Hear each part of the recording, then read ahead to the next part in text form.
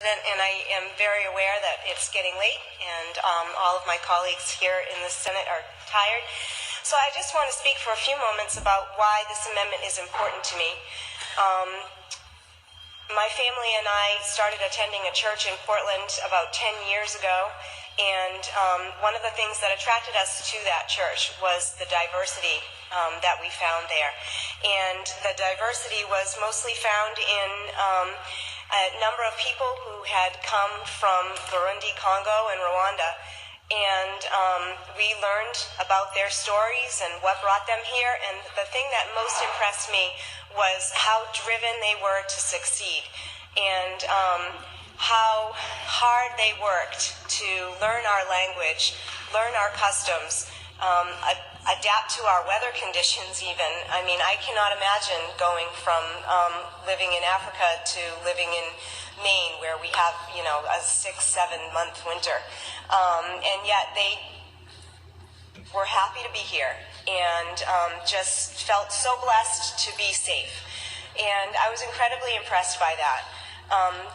Over that period of time, I've been able to watch as their families have grown, as they've established lives here. Some of them have even, they've all gone to work as soon as they were able to. They've all learned English. Their children have come over from Africa if they were separated initially, and they've been successful.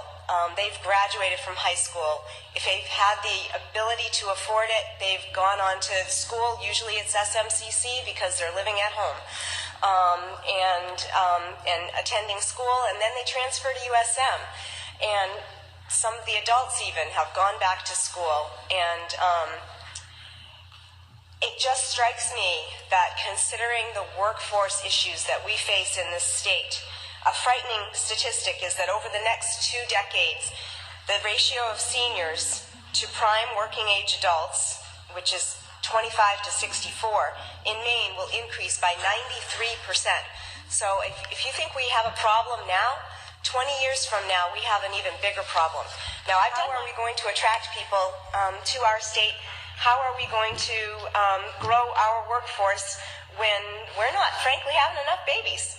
And this is one way that we're going to be able to do it. I feel like encouraging these asylees to create lives here in Maine, to invest in our communities, is an investment in our future, particularly when you see that they're actually sending their children at a faster rate than Maine-born children are going to college.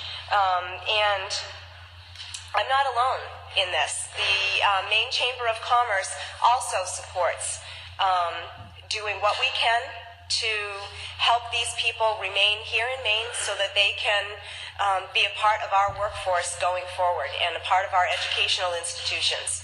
And so I do offer this amendment, which would allow them to obtain GA for up to 24 months.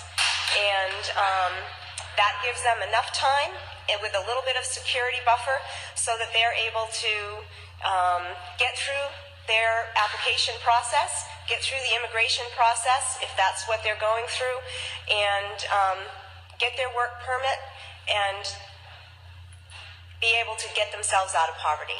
And I guarantee you that more often than not, they are doing that at a higher rate than a lot of our native Mainers. And I applaud them for that, and I understand the way that a lot of amendments go regarding the budget, and I have no illusions, and I look forward to continuing this conversation at a later date. Chair recognizes Senator